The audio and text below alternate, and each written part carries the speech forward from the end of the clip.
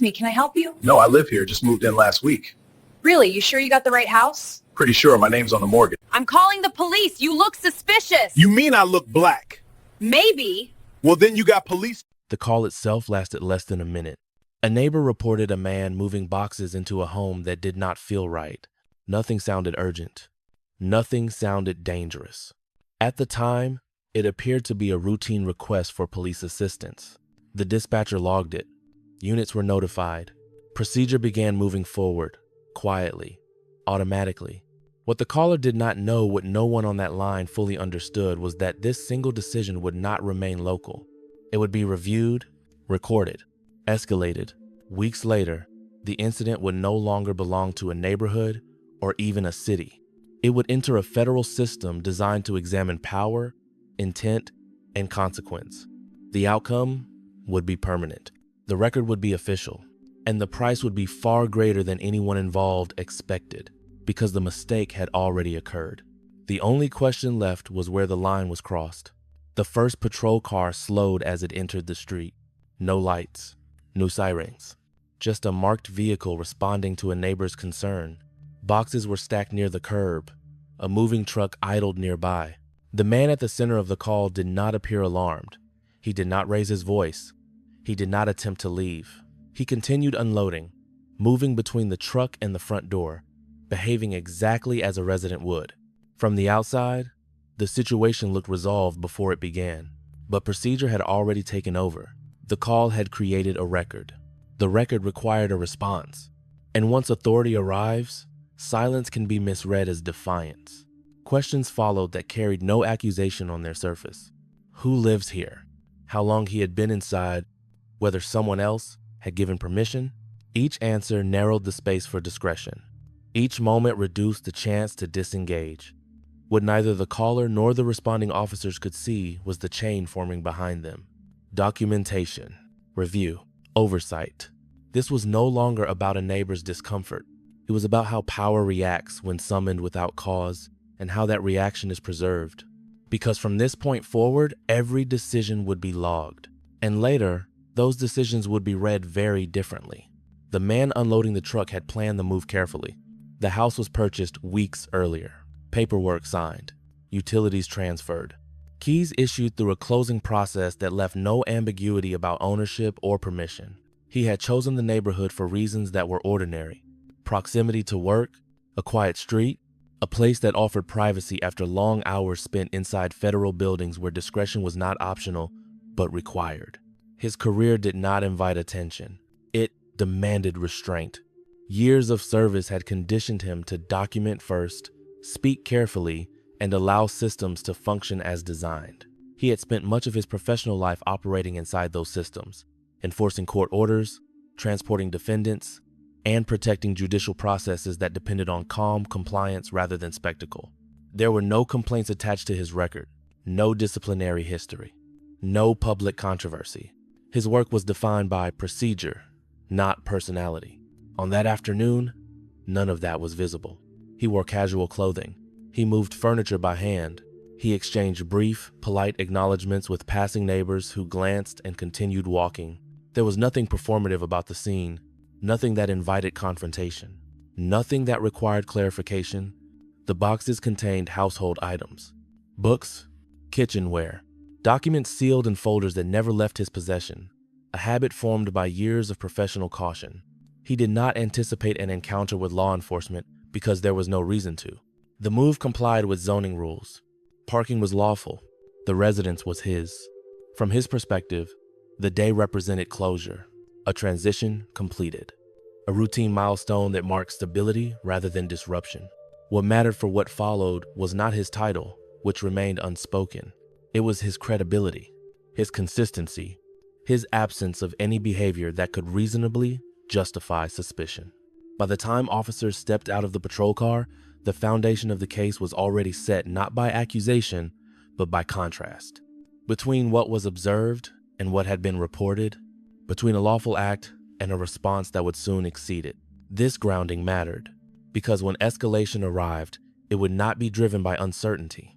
It would be driven by something else entirely. Before authorities shifted the tone of the afternoon, the environment remained unremarkable. Traffic moved steadily at the end of the block. A lawn sprinkler clicked rhythmically 2 houses down. The moving truck completed its final scheduled stop of the day. Nothing suggested urgency. Nothing suggested risk. The man paused occasionally to wipe his hands on his jeans, checking items off a printed inventory sheet taped inside the truck's cab. He moved with the efficiency of someone accustomed to planning and verification, not improvisation. Each box went to a designated room. Each step followed a quiet internal order. From the sidewalk, the scene communicated permanence. Furniture, not luggage. Appliances, not duffel bags. The visual language of settlement rather than arrival. When officers approached, their initial posture matched the environment. Measured, observational, no commands, no raised voices. The questions that followed sounded administrative. Routine clarifications that often precede quick disengagement. Name, purpose, duration. He answered without hesitation. He explained the move. He indicated the residence. He remained where he was. At this point, nothing required continuation. The information provided aligned with what was visible. The scene presented no conflict that needed resolution. But procedure does not always end where logic does. The call still existed in the system. The description still carried weight, and the expectation of follow-through began to reshape the interaction. A request was made to remain on site, not an order, a suggestion framed as policy. Time began to stretch. Minutes passed without incident, but without release. This was the final moment when the encounter could have concluded without consequence. When authority could have recognized sufficiency and stepped away. When the record could have closed quietly. Instead, questions repeated with subtle variations. Confirmation replaced acceptance. Presence became justification. No law had been cited. No violation articulated. Yet the balance had begun to tilt. The normalcy of the afternoon did not vanish all at once. It narrowed, compressed into shorter responses and longer pauses. This was the threshold. The point where an ordinary event stops being ordinary not because of danger, but because discretion fails to disengage. And once that threshold is crossed, the outcome no longer depends on circumstance. It depends on how power chooses to proceed. The shift did not announce itself. It arrived through tone rather than action. What began as observation became instruction, not framed as suspicion, but as process. One officer stepped slightly closer, reducing the physical distance that had previously allowed the exchange to feel informal. Another repositioned near the patrol car, no longer watching the street, but the man himself. The posture communicated presence. The presence communicated expectation. The questions changed shape. Instead of asking what he was doing, they asked how long he had been inside the home. Instead of acknowledging his answers, they asked who else had access to the property. Instead of concluding, they asked again. Each question carried the implication that clarity had not yet been achieved, even though nothing new had been introduced. The request to produce identification followed. It was framed as routine. It was framed as cooperative. It was framed as something that would make the interaction easier. He complied. The document was examined longer than necessary. Names were repeated aloud. Information was transmitted over the radio, then confirmed a second time. Still, no violation was stated. No legal threshold was articulated. The presence of authority began to justify itself. A neighbor stood at a distance, watching. Another slowed while walking past, drawn by the static scene that now carried tension without explanation. The officers remained professional in appearance, but their language tightened. Statements replaced questions. Expectations replaced dialogue. He was asked to wait, then asked again. Waiting became the condition. At this stage, the encounter could still have ended. The information was sufficient. The circumstances, unchanged. But procedure, once engaged, rarely reverses without permission. A call was made for additional confirmation, not backup, confirmation. The explanation offered was vague, referencing the need to clear things up. What needed clearing was never specified. Time extended further. He adjusted his stance, not to leave, but to remain balanced during a conversation that no longer moved forward. His voice remained even, his responses remained consistent. He did not raise objections, but he did ask what, specifically, was being investigated. The answer did not address the question. Instead, it referenced policy, procedure, standard practice. Authority, when uncertain, often retreats into language rather than law. A request followed that carried more weight than the ones before it. A directive, still polite, but no longer optional. He was told to step away from the doorway, not because of danger, not because of obstruction, but because the officers needed space. This marked the first moment where compliance altered his access to his own property. He complied again. The neighbor who had made the call was no longer visible, but the effects of that call continued to shape the scene. What began as concern had become leverage. What began as a report had become justification. The officer's demeanor reflected a quiet certainty that the situation required resolution, even if the reason for that resolution remained unstated. A second patrol car arrived. Its presence changed the dynamic immediately, not through action, but through implication. Authority had escalated. The interaction now carried the appearance of seriousness without the substance of cause. This is the space where discretion narrows and momentum replaces judgment. Questions resumed, now layered with repetition and slight variations designed to elicit inconsistency. He remained consistent. His answers did not change. The facts did not change. The scene did not change. Only the interpretation did. A statement was made that reframed the entire encounter. He was told that until matters were resolved, he would need to remain where he was. The phrasing avoided words like detained or restricted, but the meaning was clear. At this point, the authority present was no longer responding to a call. It was responding to its own continuation. Every additional minute created a stronger justification for staying. Every moment of compliance reinforced the appearance of necessity. This is how escalation occurs without force, through accumulation, through repetition, through the quiet refusal to disengage. No single action crossed a dramatic line. No single statement triggered confrontation. Instead, the boundary eroded.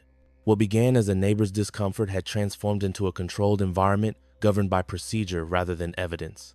The system had not identified a crime, but it had identified a subject. And once authority assigns that role, the path forward becomes difficult to interrupt.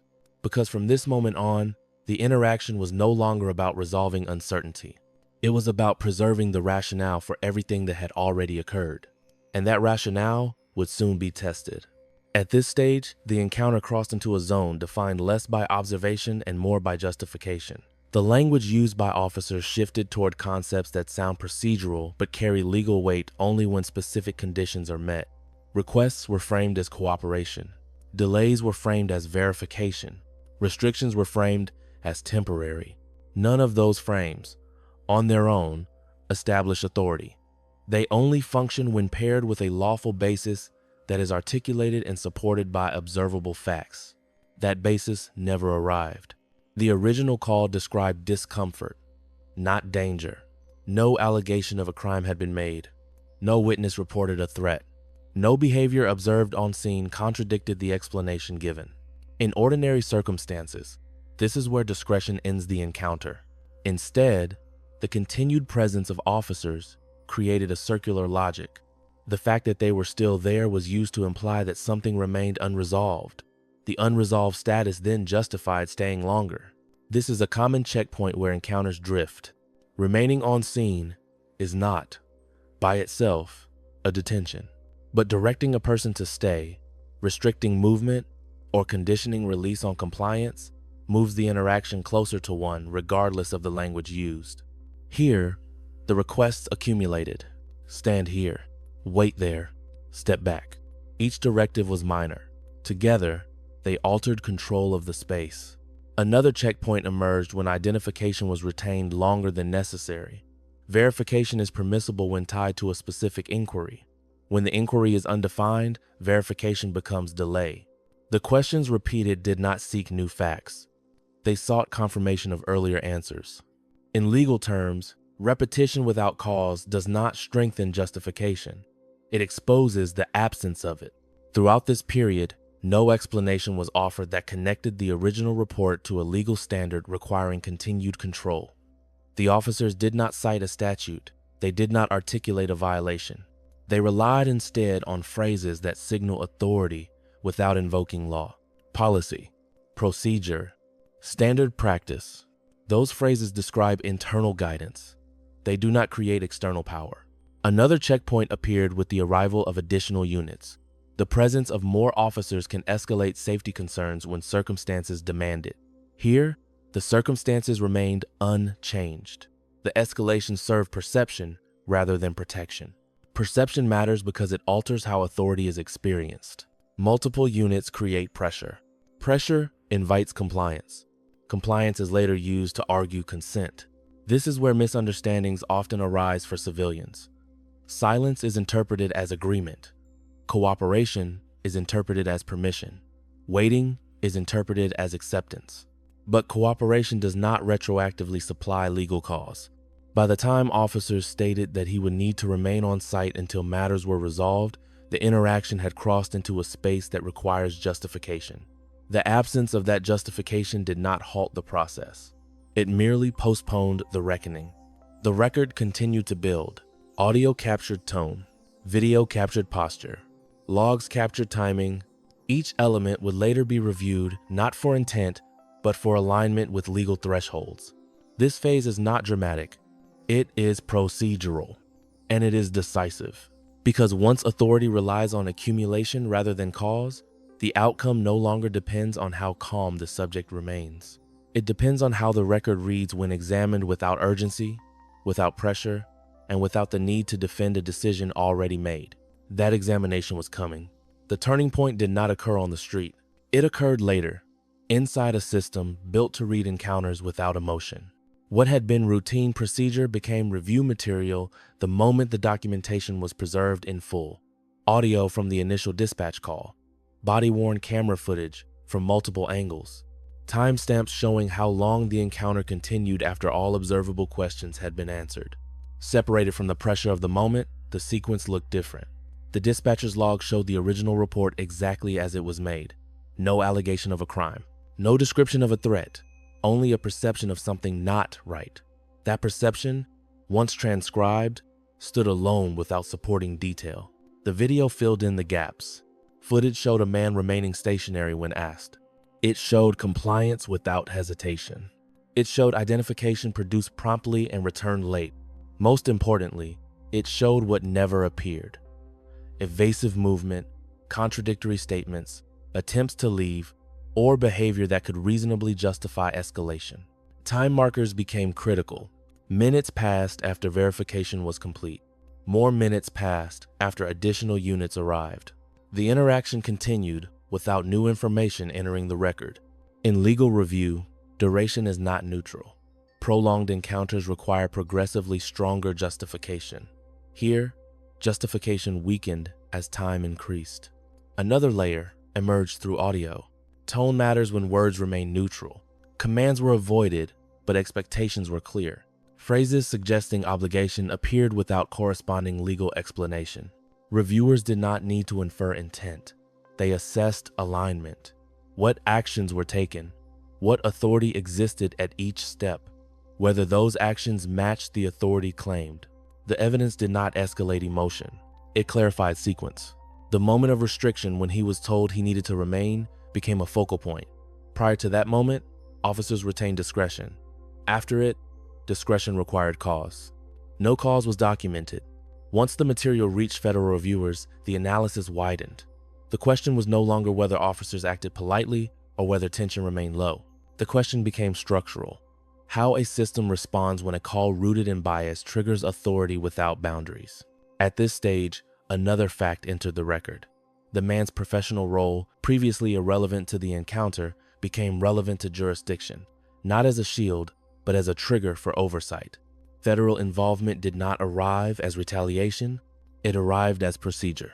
Internal review escalated to external inquiry. Local logs were requested. Training records were examined. The case no longer depended on recollection, it depended on preservation. This is the point where authority loses its ability to reframe events. The footage does not argue. The timeline does not negotiate. The record simply exists. And once it exists, interpretation becomes inevitable. Because the evidence did not show an encounter spiraling out of control, it showed an encounter refusing to end. That distinction matters. What followed was no longer about a neighbor's call or an officer's judgment in the moment. It was about how systems behave when asked to justify why power continued after its purpose expired. And that question would not be answered locally. The Federal Review did not isolate a single decision. It mapped a pattern. Investigators examined prior calls from the same area, noting how often vague descriptions resulted in prolonged police presence without articulated cause. Language appeared repeatedly: concern, discomfort, something off. Each instance produced a similar response. Verification extended beyond necessity. Disengagement delayed without explanation. The pattern was not dramatic. It was consistent. Training materials emphasized officer safety and public reassurance, but provided little guidance on disengagement once suspicion failed to materialize. Officers were taught how to arrive. They were not equally trained on when to leave. Supervisory review focused on compliance metrics rather than outcomes. Reports were assessed for completion, not proportionality. As long as procedures were followed in sequence, the absence of legal cause rarely triggered correction. This structure rewarded continuation. Dispatch protocols amplified the issue. Calls framed around perception rather than conduct entered the system without filtration. Once logged, they carried institutional weight regardless of substance. The call itself became justification for presence, even after its premise dissolved. Internal audits showed no requirement to close an encounter once verification concluded. Time on scene was not flagged as a risk factor. Prolonged engagement was interpreted as thoroughness, not overreach. This was not the failure of one neighbor's judgment. It was the failure of multiple safeguards designed to prevent exactly this outcome. Supervisors reviewing the incident initially found no violation of departmental etiquette. Officers remained calm. Commands were restrained. No force was used. On paper, the interaction appeared controlled. But control is not legality. Federal reviewers applied a different lens. They evaluated not tone, but authority. Not politeness, but justification. When asked to identify the moment where continued restriction became necessary, the record offered no answer. That absence repeated across prior cases. The department's response mechanisms prioritized risk avoidance over rights preservation. In ambiguous situations, officers were incentivized to stay rather than disengage. The system treated uncertainty as reason to continue rather than reason to conclude. Accountability measures existed, but they were backward-looking. Complaints required harm. Oversight required escalation. Without a visible incident, patterns remained buried in routine. The case surfaced because the evidence reached federal channels intact, not because the conduct was unique, but because it was preserved. Once that preservation occurred, the system could not isolate responsibility to one officer or one caller. Decisions were distributed across dispatch, supervision, training, and policy. Each step contributed incrementally, none sufficient alone, all decisive together. The review concluded that the encounter reflected a structural vulnerability, how bias-triggered calls can activate authority without built-in mechanisms to deactivate it when justification fails. This vulnerability did not depend on malicious intent. It depended on omission, no clear off-ramp, no required articulation of cause, no penalty for continuation without justification. The findings emphasize that systems fail quietly, not through dramatic abuse, but through normalized drift, through repetition that becomes routine, through discretion exercised in one direction only. What made this case different was not the presence of wrongdoing alone. It was the clarity with which that wrongdoing could be traced across institutional layers. By the time conclusions were issued, the narrative had shifted. The question was no longer whether the neighbor's call was inappropriate. It was how a system allowed that call to reshape an encounter without resistance. That shift carried consequences beyond the individuals involved. Because once a failure is defined as systemic, correction cannot be limited to discipline. It requires structural response. And that response was coming. The resolution did not arrive quickly. It arrived methodically. Once federal jurisdiction was established, the case moved into a procedural phase defined by documentation rather than testimony. Investigators did not rely on interpretation. They relied on records already created by the system itself. Internal affairs reviews were reopened with expanded scope. What had previously been assessed for professionalism was re-examined for authority. Supervisory approvals were reviewed alongside timestamps. Dispatch decisions were cross-referenced with departmental policy. The findings were not framed as misconduct driven by intent. They were framed as violations driven by failure to disengage. That distinction mattered legally. Rather than alleging malicious action, federal reviewers focused on unlawful continuation. Authority exercised beyond justification, even without force, constituted a deprivation of rights when it restricted movement without cause. Civil liability followed that framing. The municipality was named not as a symbolic defendant, but as the entity responsible for training, supervision, and policy design. Individual actions were evaluated, but the legal exposure rested primarily with the system that enabled them. Negotiations unfolded behind closed doors. Risk assessments replaced public statements. Outside counsel reviewed precedent. The evidence limited defenses. Video contradicted post-incident narratives. Audio established sequence. Logs removed ambiguity.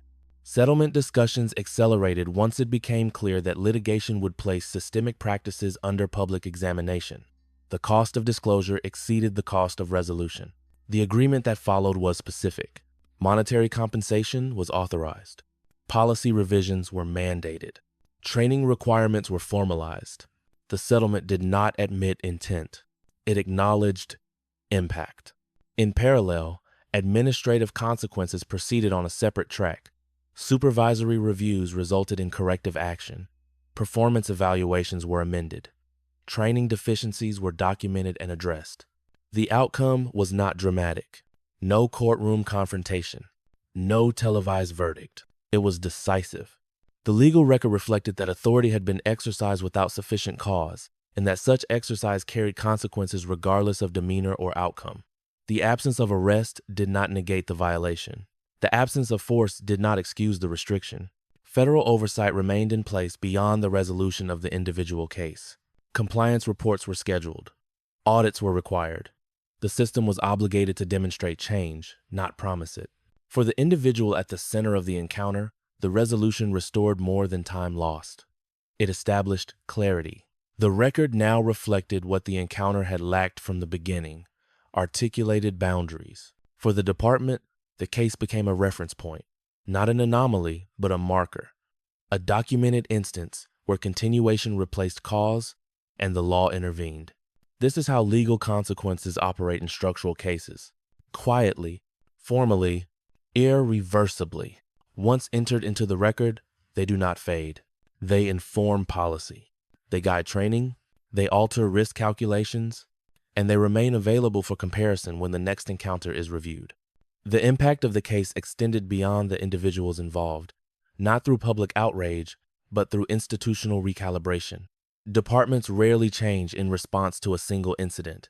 They change when a record exposes vulnerability that can be measured, cited, and repeated.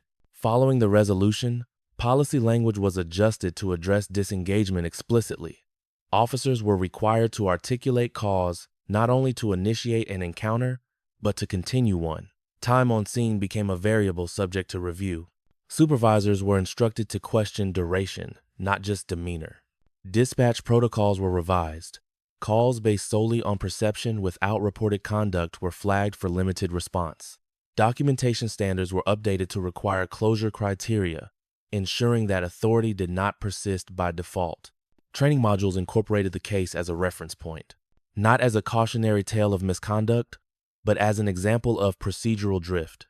Emphasis shifted toward recognizing when suspicion fails to materialize and when withdrawal protects both rights and legitimacy. The case also influenced broader legal analysis. Civil rights attorneys cited the resolution when evaluating similar encounters. Federal reviewers referenced its framework when assessing prolonged detentions lacking articulated cause. The distinction between arrival authority and continuation authority became clearer in practice. Public discourse around bias-driven emergency calls evolved incrementally. The focus moved away from motive and toward consequence. The question was no longer why someone felt uncomfortable, but what systems do when discomfort is translated into power. For communities, the outcome reinforced a principle that often remains abstract, that legality is not defined by tone or intention, but by limits. Authority must justify itself at every stage. or it expires. The closing effect of the case was not condemnation. It was definition. It defined when an encounter should end. It defined what continuation requires. It defined accountability without spectacle. The law did not respond emotionally. It responded structurally. And in doing so, it left a record that now sits quietly among others available, comparable, and enforceable. Not as a warning, but as a standard,